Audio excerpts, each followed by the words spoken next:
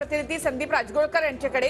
संदीप, 53 पैकी 43 आमदार आमच्याकडे आहेत, नागालँडचे 7 आमदार आमच्याकडे आहेत असं प्रफुल्ल पटेल यांनी म्हटलं आणि लाखोंच्या संख्येने आतापर्यंत प्रतिज्ञापत्र सादर करण्यात आली आहे असा दावा प्रफुल्ल पटेल यांनी केलाय।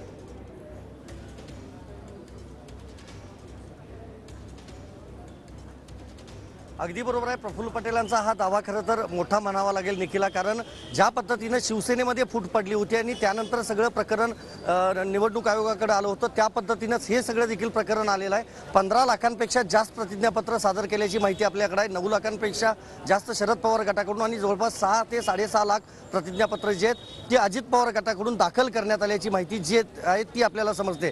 आता राष्ट्रवादी काँग्रेसचे अध्यक्ष हे पद ज्यांच्याकडे आहे ते म्हणजे दावा करणारे शरद पवार माजी मंत्री म्हणता येईल आपल्याला, ते या ठिकाणी दाखल झालेले आहेत आणि त्यांच्यासोबत महत्त्वाचं म्हणजे त्यांच्याच बाजूने युक्तिवाद करणारे वकील महत्त्वाचे अभिषेक मनु सिंघवी हे दाखल झाले आहेत। सोबतच जितेंद्र आव्हाड आणि खासदार वंदना चव्हाण हे देखील आहेत। मात्र अजित पवार गटाकडून अद्यापपर्यंत कुणीही दाखल झालेलं नाही, म्हणजे दुसऱ्या फळीतले नेते देखील निवडणूक आयोगाकडे दाखल झालेले नाहीत, फक्त त्यांचे वकीलच बाजू मांडणार आहेत। मी मगाशी सांगितल्याप्रमाणे शिवसेनेमध्ये फूट पडल्यानंतर सत्ता संघर्षाच्या वेळेला निखिला ज्या वकिलांनी युक्तिवाद केला होता तेच वकील या ठिकाणी पुन्हा एकदा आमने सामने पाहायला मिळणार आहेत। मनिंदर सिंग आणि नीरज किशन कौल हे दोघं वकील अजित पवार गटाची बाजू मांडणार आहेत। ज्यावेळेला पहाटेचा शपथविधी झाला होता त्यावेळेला देखील मनिंदर सिंग हेच अजित पवार यांचे वकील होते आणि शिवसेनेच्या सगळ्या प्रकरणामध्ये शिवसेना पक्ष प्रमुख हे पदच घटनाबाह्य आहे, उद्धव ठाकरेंना त्या पदावर बसण्याचा अधिकार नाही असा एक तगडा युक्तिवाद जो आहे तो मनिंदर सिंग यांनी केला होता।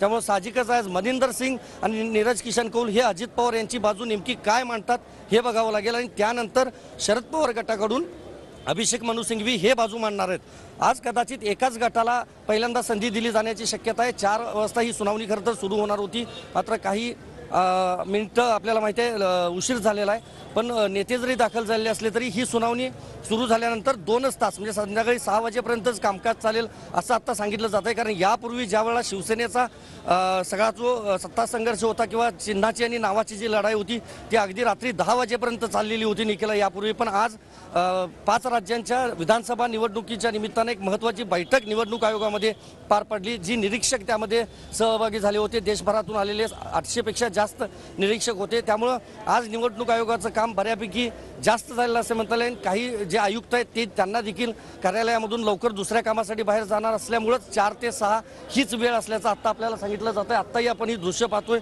दररोजच्या प्रमाणेच या ठिकाणी सगळा पोलीस बंदोबस्त पाहायला मिळतोय। मात्र राहुल गांधी आणि मल्लिकार्जुन खरगे या 2 नेत्यांची भेट घेतल्यानंतर शरद पवार हे थेट निवडणूक आयोगाच्या कार्यालयामध्ये दाखल झाले आहेत। पहिल्यांदाच शरद पवार हे निवडणूक आयोगाच्या कार्यालयामध्ये आले आहेत। काही वेळापूर्वी पत्रकारांशी निखिला त्यांनी अनौपचारिक गप्पा देखील मारल्या, त्यावेळेला देखील त्यांनी जाणून घेतलं की नेमकं तिथलं काम कसं चालतं। कारण निवडणूक आयोगाची जी आजची सुनावणी होणार आहे ती अगदी जी ती कोर्टरूम जशी असते निखिला त्या पद्धतीनेच या ठिकाणी देखील एक हॉल बनवण्यात आला आणि मुख्य निवडणूक आयुक्त आणि सह आयुक्त त्या ठिकाणी वर बसतात आणि अगदी दोन्ही बाजूचे वकील आमने सामने असतात आणि त्यांचे जे अशील असतात ते समोरच्या बाजूला बसले असतात। त्यामुळे आज शरद पवार हे स्वतः त्या ठिकाणी बोलणार नाहीत। अनेक आपल्याला माहिती आहे केंद्रात